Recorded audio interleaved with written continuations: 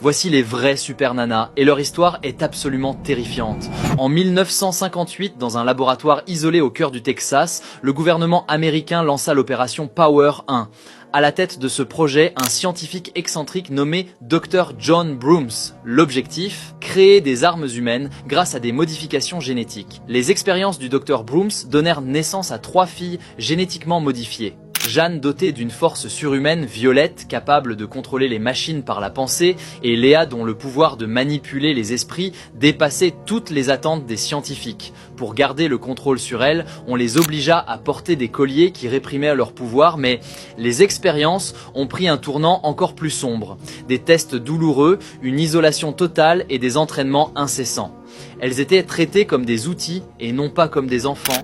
Un jour, Léa utilisa discrètement son pouvoir de manipulation mentale sur le Dr Brooms pendant une expérience. Sous son emprise, il laissa par inadvertance la télécommande de leur collier sous une table, persuadé que c'était une idée de lui-même. Cette nuit-là, les filles s'emparèrent de la télécommande. Une fois leur collier désactivé, le chaos s'ensuivit.